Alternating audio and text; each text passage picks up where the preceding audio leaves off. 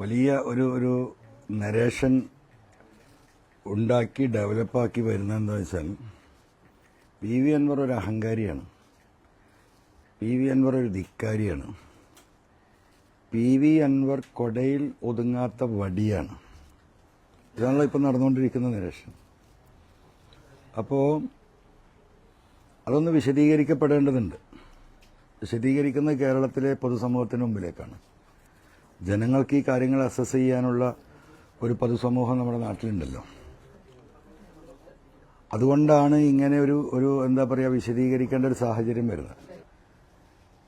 UDF ചെയർമാനായ VD സതീശന് ഈ കാര്യങ്ങൾ ഏൽപ്പിച്ചിട്ടുണ്ട്. 2 ദിവസം കൊണ്ട് പി വി അൻവറുമായി സംസാരിച്ച് ഈ ടേംസ് ആൻഡ് കണ്ടീഷൻസ് തീരുമാനിച്ച് ഞങ്ങൾ സഹകരിച്ച് മുന്നോട്ട് പോകാൻ അദ്ദേഹത്തെ ഏൽപ്പിച്ചിട്ടുണ്ട്. ഒരാഴ്ച കൊണ്ട് ഞങ്ങളത് പബ്ലിക്കായി അദ്ദേഹം അത് ഡിക്ലെയർ ചെയ്യുമെന്ന് പറഞ്ഞാണ്.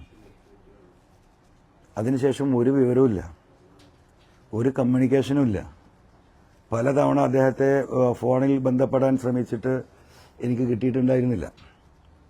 പിന്നെ ഈ മാസം 15-ാം തീയതി അദ്ദേഹത്തിൻ്റെയും എൻ്റെയും ഒരു കോമൺ സുഹൃത്തായ എറണാകുളത്തെ ഒരു സുഹൃത്ത് വഴി അദ്ദേഹത്തെ ബന്ധപ്പെടുകയും കഴിഞ്ഞ 15-ാം തീയതി അദ്ദേഹവുമായി ആ സുഹൃത്തിൻ്റെ വീട്ടിൽ വെച്ച് വിശദമായി കാര്യങ്ങൾ സംസാരിക്കുകയും കേരളത്തിലെ രാഷ്ട്രീയത്തെ എങ്ങനെ കൊണ്ടുപോകണമെന്ന ഞങ്ങളുടെ വ്യക്തമായ കാഴ്ചപ്പാടുകൾ 2026 ഈ ഗവൺമെന്റിനെ താഴെ ഇറക്കാൻ എടുക്കേണ്ട നിലപാടുകളും കാഴ്ചപ്പാടുകളും വിശദമായിട്ട് വളരെ ഫ്രീ ആയിട്ട് അദ്ദേഹവുമായി ചർച്ച ചെയ്യുകയും ഉച്ചഭക്ഷണം കഴിച്ച് അവിടുന്ന് പിരിയുന്ന സമയത്ത് ഈ 15-ാം തീയതി ആ സുഹൃത്തിന്റെ മുന്നിൽ വെച്ച് ബഹുമാനപ്പെട്ട പ്രതിപക്ഷ നേതാവ് നാളെ അല്ലെങ്കിൽ മറ്റന്നാൾ ഞാൻ ഇത് പത്രസമ്മേളനം വിളിച്ച് പറയും.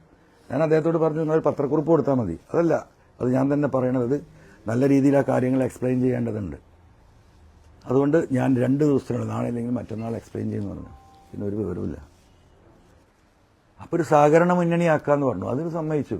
സഹകരണ മുന്നണി അറിയാമെന്ന് നിങ്ങൾക്കറിയാം. ബസ്സിലെ ആ സ്റ്റെപ്പിൽ കയറിയുന്ന ക്ലീനറെ കൂടെ നിന്ന് പോകണത് മതി, പ്രശ്നമില്ല. നമ്മൾ ചെറിയ പാർട്ടിയല്ലേ, നമ്മൾ വളരെ ചെറിയ പാർട്ടിയാണല്ലോ. അതിനും നമ്മൾ സമ്മതിച്ചു. അതെങ്കിലും ഒന്ന് പൊതുസമൂഹത്തോട് പറയണ്ടേ? ഇന്നലെ അദ്ദേഹം പറഞ്ഞു അൻവർ വ്യക്തമാക്കട്ടെ. ഇത്രയും വ്യക്തമാക്കിയതാണല്ലോ, ഇനി എന്താ ഞാൻ വ്യക്തമാക്കേണ്ടത്?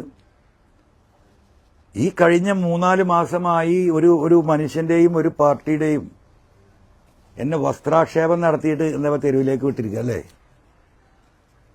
ഇന്നലെ എന്താ ചെയ്തത്? വസ്ത്രാക്ഷേപം നടത്തി തെരുവിൽ വിട്ട് എന്റെ മുഖത്തേക്ക് ചളിവാരി എറിയണം. നിങ്ങൾ കാണുന്നുണ്ടല്ലോ എല്ലാം. ഇന്നലെ അദ്ദേഹത്തിന്റെ തീരുമാനം എന്താ? എന്നെ ദയാവാദത്തിന് വിട്ടിരിക്കുകയാണ്. ദയാവാദം. എന്ത് തെറ്റാ ഞാൻ ചെയ്തത്? അതും കൂടെ ഒന്ന് വിശദീകരിക്കണ്ടേ? പുതിയ വാർത്തകളും വിശേഷങ്ങളും ഇനി വിരൽ തുമ്പിൽ. എല്ലാ ഡിജിറ്റൽ പ്ലാറ്റ്ഫോമുകളിലും ഇപ്പോൾ സീ മലയാളം ന്യൂസ് ലഭ്യം.